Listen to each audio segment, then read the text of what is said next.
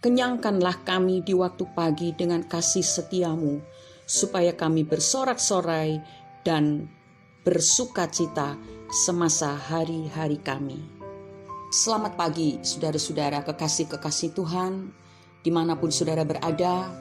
Hari ini Jumat 8 April 2022, Tuhan siap mengenyangkan jiwa kita lewat renungan yang berjudul Berkat yang Dipadatkan.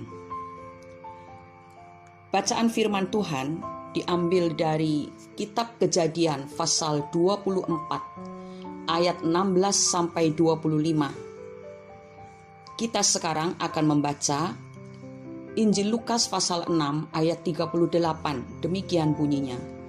Berilah dan kamu akan diberi suatu takaran yang baik, yang dipadatkan, yang digoncang, dan yang tumpah keluar akan dicurahkan ke dalam ribaanmu. Sebab ukuran yang kamu pakai untuk mengukur akan diukurkan kepadamu. Saudara-saudara, setelah selesai memenuhi buyung tempat airnya, gadis ini mulai berjalan pulang. Tetapi tiba-tiba seorang pria asing datang menghampirinya dan berkata, "Tolong beri aku minum air sedikit dari buyungmu itu." Rasanya ia tidak pernah mengenali pria itu, tetapi ia melihat bahwa pria yang sudah berumur itu lelah dan butuh pertolongannya. "Minumlah Tuan," jawabnya sambil menurunkan buyung itu dari bahunya dan memberikannya kepada pria itu. Setelah pria asing itu selesai minum, ia berkata lagi, "Baiklah, untuk unta-untamu juga kutimba air, sampai semuanya puas minum." Tanpa menunggu persetujuan dari pria itu, si gadis segera menuangkan sisa air itu ke sebuah palungan di dekat unta-unta tersebut. Kemudian ia turun dan menimba air yang lebih banyak lagi. Pria itu hanya terdiam sambil memandang gadis yang sangat murah hati itu. Ia kagum pada keramahan dan sifat penolongnya. Gadis itu melakukan kebaikan lebih daripada yang diharapkan oleh pria asing itu. Bayangkan saudara, pria itu memiliki 10 ekor unta. Berapa banyak air yang harus ditimbanya dan berapa lama waktu yang harus dihabiskannya untuk memuaskan unta-unta yang sedang kehausan itu. Untuk memuaskan seekor unta diperlukan kira-kira 20 galon air. Berarti untuk 10 ekor unta, ia harus menimba air sebanyak 200 galon.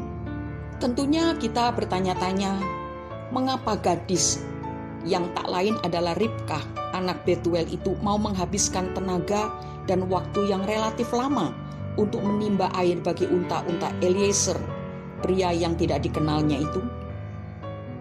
Karena Ribkah memang memiliki sifat dasar yang mulia, yaitu kemurahan hati yang luar biasa. Dan Tuhan tidak pernah tinggal diam melihat kemurahan hati orang seperti Ribkah. Ia menggerakkan Eliezer untuk memberikan kepada Ribkah upah berupa anting-anting emas seberat setengah shikal dan sepasang gelang tangan seberat 10 shikal emas. Sungguh sangat jarang orang yang memiliki kemurahan hati seperti Ribkah. Ia memberi jauh lebih besar daripada apa yang diminta darinya. Biasanya orang sudah merasa puas jika bisa memberi sesuatu sesuai dengan apa yang diharapkan darinya.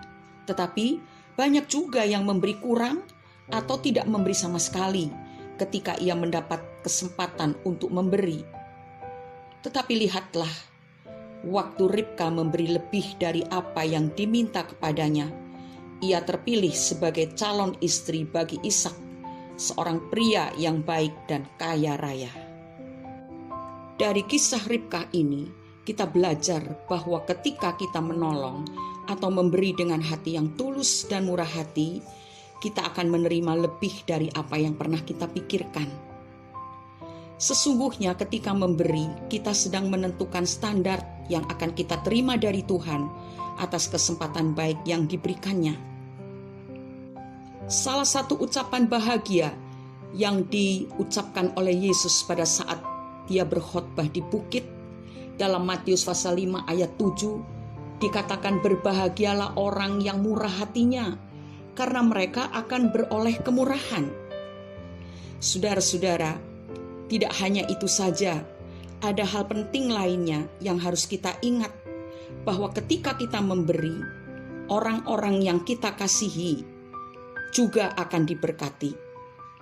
Oleh karena kebaikan Ribka, maka ibu dan saudara-saudaranya mendapatkan barang-barang berharga dari Eliezer.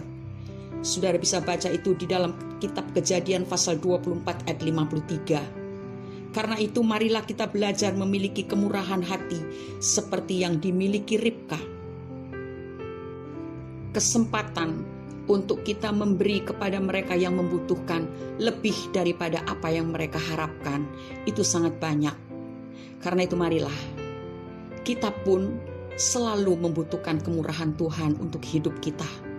Itu sebabnya biarlah kita menjadi kepanjangan tangan Tuhan yang mengulurkan pertolongan, pemberian yang jauh dari apa yang sekedar diharapkan oleh orang lain. Maka kita pun akan menerima seperti apa yang kita berikan, Tuhan membalasnya dengan berlipat kali ganda. Mari kita berdoa.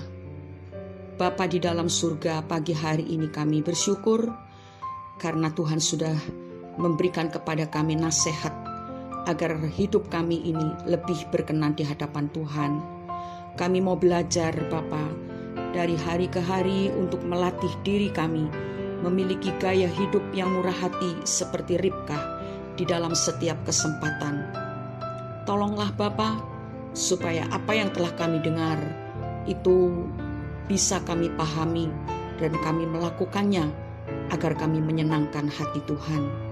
Kami percaya Engkau selalu memperhatikan kehidupan kami dan berkat yang Engkau sediakan bagi orang-orang yang mau menuruti perintah Tuhan itu adalah berkat yang dipadatkan. Di dalam nama Tuhan Yesus Kristus kami sudah berdoa dan mengucap syukur. Amin. Orang yang hidup dengan kemurahan hati mendapat upah di bumi dan di sorga. Selamat beraktivitas saudara-saudara. Mari kita lakukan apa yang Tuhan sudah sampaikan kepada kita, supaya kita menjadi orang-orang yang menyenangkan hati Tuhan. Berkat dan penyertaan serta damai sejahtera selalu ada untuk kita semua. Amin.